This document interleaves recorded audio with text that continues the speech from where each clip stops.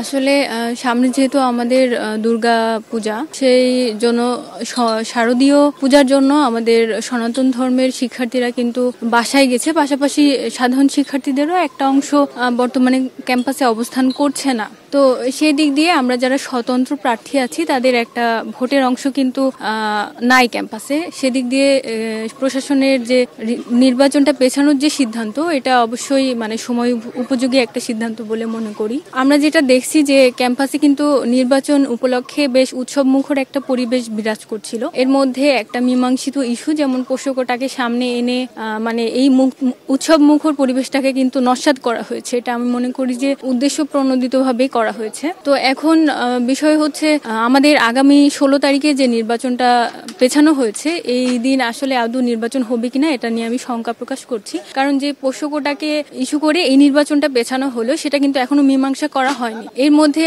আবার নতুন করে কোনো ইস্যু ক্রিয়েট হবে কিনা এর নিশ্চয়তা কোথায়? আমি মনে করি রাকসু প্রতিযোগিতামূলক যে রাকসুটা হওয়ার কথা ছিল, আমরা 25 তারিখেই সেটা করতে পারতাম। এখানে প্রশাসন যে কাজটা করছে, মানে কারোর থেকে হচ্ছে নিজের মতো একটা দিয়ে প্রেস বিজ্ঞপ্তি দিয়ে সেটা হচ্ছে জানাই দিয়েছে যে রাকসু এখন যাবে 16 তারিখে। বাট এটা আমি কখনো এটা সমীচীন মনে করি না, কারণ এখানে স্বতন্ত্র প্রার্থীদের কথাটা ভাবা উচিত ছিল। তাদের প্রচুর প্রচারণার পিছনে কিন্তু অনেক টাকা পয়সা স্পেন্ড করতে হয়েছে। এই দিকটা ভেবে অন্তত মানে একটু সবার সাথে ডিসকাস করে এই সিদ্ধান্তটা নেওয়া উচিত ছিল। হঠাৎ এইভাবে সিদ্ধান্তকে আমি কখনোই যৌক্তিক মনে করি না। এক্সট্রিম মশার কয়েল প্ল্যান্ট ফাইবার দিয়ে তৈরি, তাই সহজে ভাঙে না, সুগন্ধিযুক্ত ও নিরবিচ্ছিন্নভাবে জ্বলে। ডেঙ্গু, চিকুনগুনিয়া বাহি সহ যে কোনো মশার বিরুদ্ধে দেয় এক্সট্রিম সুরক্ষা। জিনিসটা ইতিবাচক ভাবেই দেখছি, কারণ যেহেতু আমাদের সামনে দুর্গাপূজা আছে এবং আগামী 28 তারিখে দুর্গাপূজা, 25 তারিখে নির্বাচন দেওয়াতে, এবং ক্যাম্পাসে যেহেতু শিক্ষকদের কর্মবিরতি চলছে, সমস্ত প্রশাসনিক কাজ অফ, একাডেমিক কাজ অফ, তো শাটডাউনের জন্য স্টুডেন্টরা অনেকেই বাসায় চলে যাচ্ছে এবং যাদের সামনে পরীক্ষা, সেমিস্টার ব্রেক চলছে, অনেকেই হিউজ স্টুডেন্ট বাসায় চলে গেছে।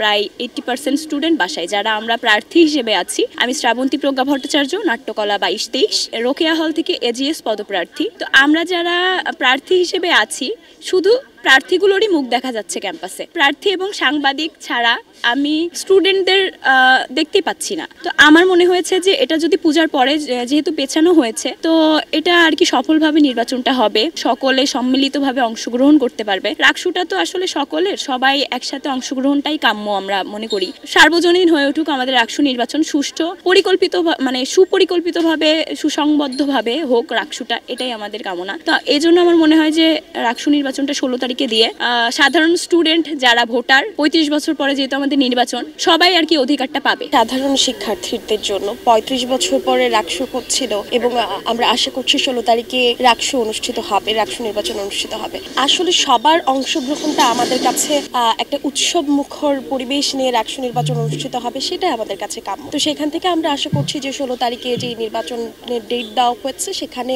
সবার অংশগ্রহণ হবে এবং এটা আরো বেশি প্রাণোচ্ছল হবে। কারণ একটা নির্দিষ্ট সংখ্যক, আমি যদি বলি যে রাজশাহী ইউনিভার্সিটির বেশিরভাগ স্টুডেন্ট এই অবস্থাতে কিন্তু বাড়িতে চলে গেছে, তো সেইখানে তাদেরকে বাদ রেখে কিভাবে এই নির্বাচনটা পার্টিসিপেটরি হয়, কিভাবে হচ্ছে এই নির্বাচনটা ক্রেডিবল হয়, সো সেই জায়গা থেকে অবশ্যই আমি ইতিবাচকভাবে এই পেছানোটাকে দেখছি। আমরা সাধারণ শিক্ষার্থীরা যারা স্বতন্ত্র হিসেবে দাঁড়িয়েছি, তা আমরা এটা ইতিবাচক হিসেবে দেখতেছি। কারণ ক্যাম্পাসে এখন ছেলেপেলে নাই, যদি ছেলেরা না থাকে তাহলে ভোট দেবে কে? ভোট যদি গ্রহণযোগ্য এবং অংশগ্রহণমূলক করতে হয়, তাহলে আমাদের সর্বোচ্চ সংখ্যক অংশগ্রহণ বাড়াইতে হবে। এর জন্য আমরা এটাকে ইতিবাচক হিসেবেই দেখছি।